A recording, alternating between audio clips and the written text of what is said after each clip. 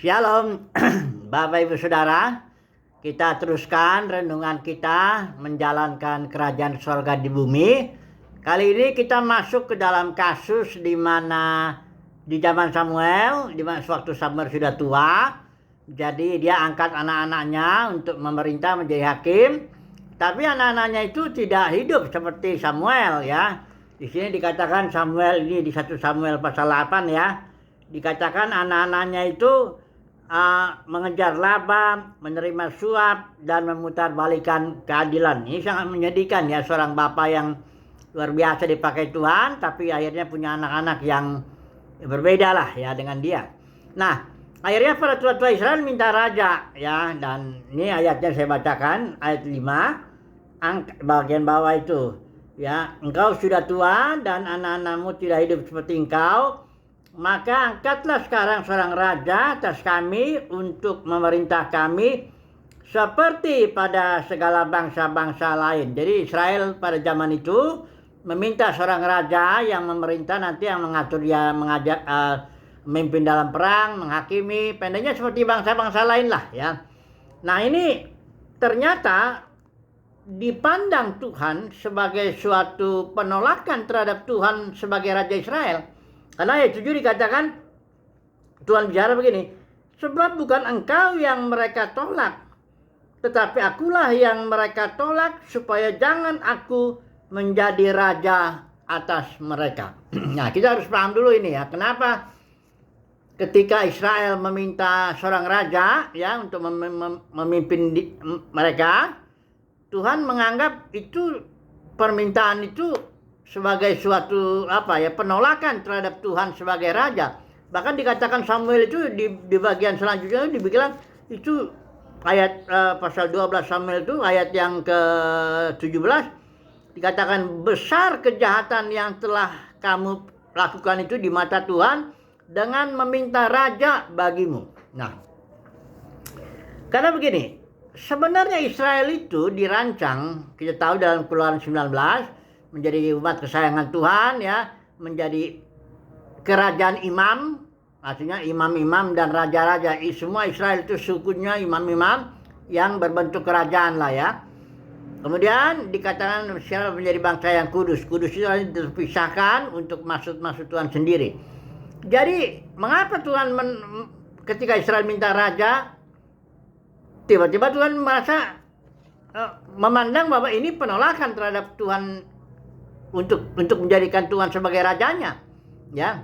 Nah, kita harus tahu ya, sama seperti Yesus itu. Saya langsung ambil contohnya Yesus lah di Yohanes pasal 6. Ketika Yesus itu membuat mujizat yang makan 5.000 orang itu roti, orang banyak berusaha memaksa Yesus untuk menjadi raja, dan Yesus menyingkir. Mengapa?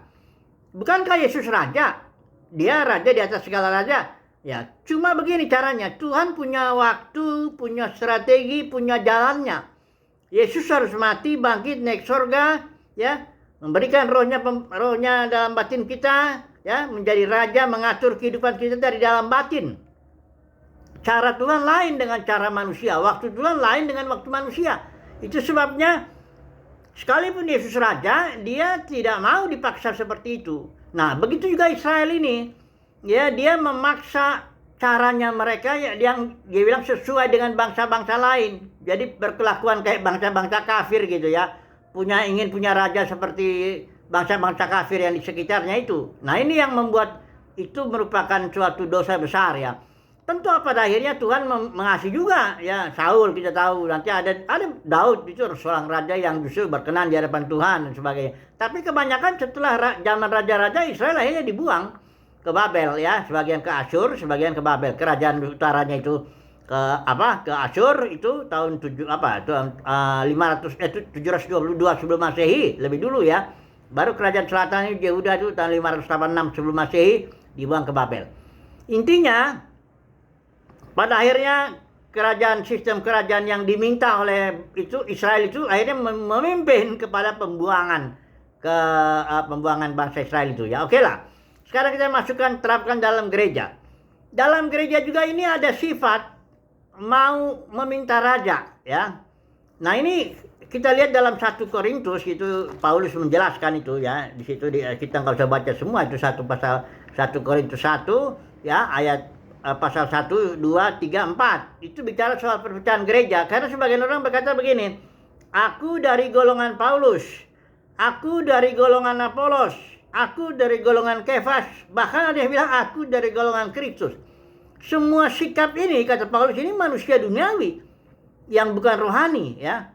Kenapa? Karena kamu ingin bermegah atas manusia. Saya bermegah sama Apolos. Apolos itu orangnya hebat, hikmatnya hebat, bicaranya hebat dan sebagainya. Kalau Kefas, oh dia banyak mujizatnya dan begini. Itu sikap seperti itu adalah sifat kedagingan, ya. Mau menjadikan manusia itu atau pemimpin itu menjadi rajanya. Nah ini ya, kalau dalam kekristenan ini kita lihat ya, misalnya Paus itu ya, itu rajanya orang Katolik ya, karena sudah wakil Tuhan, kalau Paus sudah bicara ya sudah tidak ada lagi ada diskusi ya, karena dia udah jadi kayak Tuhannya ya. Nah, gereja-gereja Protestan, gereja pecahan juga karismatik, Pentakosta itu juga begitu.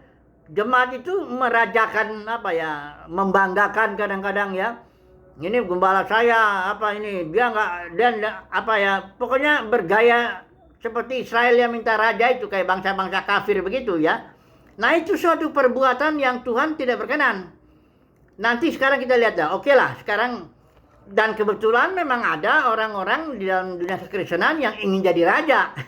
Kita sudah lihat ini Ignatius ya, yang pertama kali dia mengatakan bahwa presbyteros dengan episkopos itu beda. Harus ada satu episkopos itu uskup. Nah, ini saya kutip lah, ada beberapa perkataannya si Ignatius yang menunjukkan bahwa di dalam batinnya yang terdalam itu dia ingin jadi raja.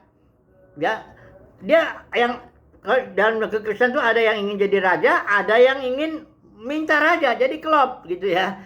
Ada yang meninggikan diri mau jadi raja, dan ada yang minta raja mengandalkan manusia, ya mengandalkan pemimpinnya. Nah, mari coba saya lihat dulu beberapa kutipannya ya. Ini bukunya The Apostolic Fathers tahun 1956 oleh J.B. Lightfoot.